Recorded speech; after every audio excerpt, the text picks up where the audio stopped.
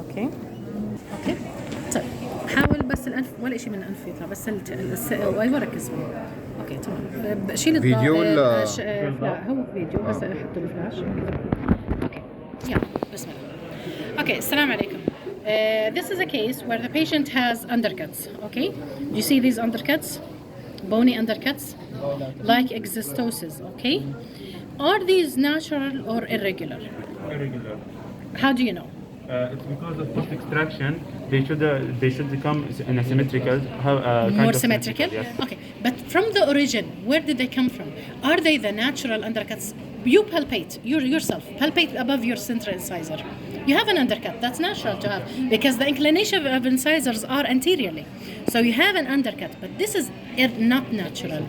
How do I know? Because the shape of it, if you can see from the side, it's like a C shape, is sending from the dental tissue, which was here before extraction, and it still has some attached gingiva above it.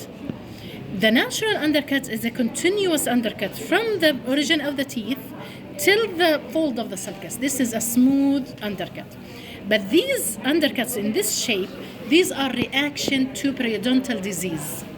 We have two types of periodontal reactions. Sometimes we have bone resorption. Do you remember? When I told you sometimes the patient has a lot of bone resorption.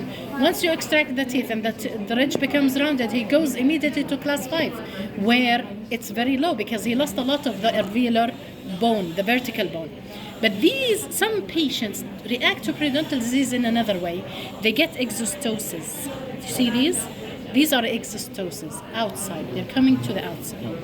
Now, why am I recording this video? Because we want to decide, are we going to take an alginate impression or not? Okay? So let's say, first of all, naturally, because of the inclination of teeth, we have natural undercuts here, here, and sometimes over the premolars. But other than that, we don't have undercuts. But in case of exostosis, see where the undercuts extend? They are here. They're extending here. I have a huge amount over the premolars, not regular. They're extending even over the molar area. And they are extending behind the tuberosity. This is called encirclement. Okay? So, natural undercuts usually occur from the central incisor to the canine, sometimes slightly to the premolar area. These are only like a C shape. They don't rotate more than 180 degrees. They don't do encirclement.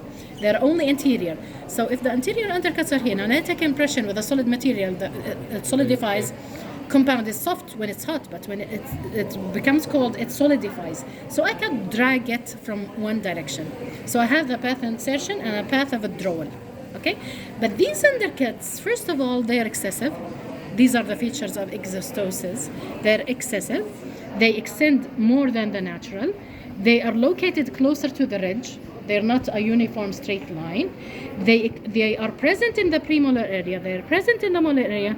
And also, if you can see it in the camera, if you can put the camera around the tuberosity, look at my finger. It rotates, the undercuts rotate distal to the tuberosity, not only buccal, it's also distal. So these types of undercut, if I place a material like compound, and I want to withdraw it, I could not, because the anterior undercuts are opposed by the posterior undercuts. This is called encirclement. Similar to, remember when we talked about clasps and partial dentures, when we said one of the features of clasp, they should encircle to do retention. Now this is an undercut that we don't want to get retention from because we want to withdraw our impression material. So the feature is anterior undercut, lateral undercuts, posterior undercuts behind the maxillary tuberosity. This is in the upper. So this is a pure indication for alginate impression as a primary. And in secondary, what do we do? Secondary will do monophase. Yes. And how many spacer do we place under the tray? Double spacer. We will use double spacer because we will have a lot of undercuts we want to avoid. Okay? So when you do for the special tray now, you don't do double spacer here only. What happens is, if I do a double spacer over everything, in the undercut, there is still an undercut, but because it's even thicker than double spacer. So I have to block the undercuts and then do the double spacer. What happened is, and this happened in master student's case, the student had a double spacer, but the undercuts were not blocked out before the double spacer was put. What happened is, he took the rubber impression and it did not go out. because the tray itself is going into the undercuts. Okay, so we want to block the undercuts first, and then we place the double spacer for the rubber. Okay, this is how we do in the secondary impression. Now in the lower, where are these exostoses affecting our decision to go for alginate or compound? Now, once more, exostoses present. How do I know? It's closer to the tissue. It's not straight from up to down. It's located in unusual areas. Now the anterior teeth, lower anterior, they don't have a large undercut as the upper, naturally. Then it's not located like a C shape, and see how much they are.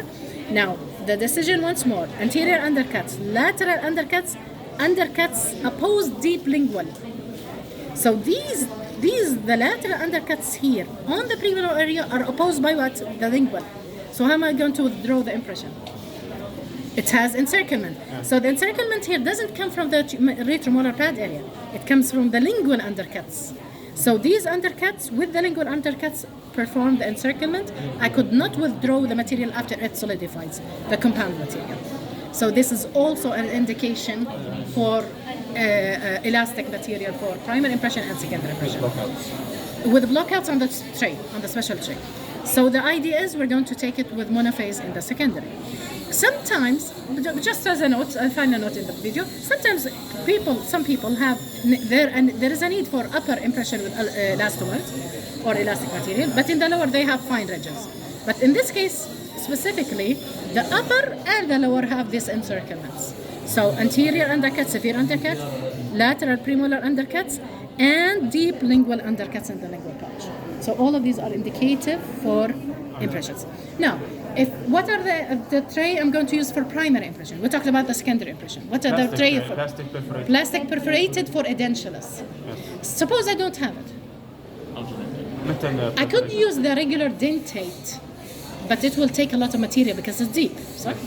And I need to modify a lot the area of lingual pouch.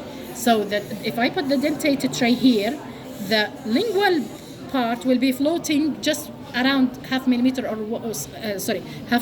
or 1 centimeter only. It doesn't go into the lingual pouch, so I need to modify the edge. If I modify it with the utility wax, sometimes the utility wax is not enough to support. On the plastic tray, the dentate plastic tray, I could add a green stick to go into the lingual pouch. But what will happen with the dentate tray, I'm not going to press a lot, and that will mean there will be a thick amount of material in the base of the tray. But the borders will be okay. So before I do the impression, even primary impression, I'm going to build on the dentated tray. If I don't have the edentulous perforated tray for alginate, I build the lingual pouch area correctly before doing the alginate impression. Okay? Thank you very much.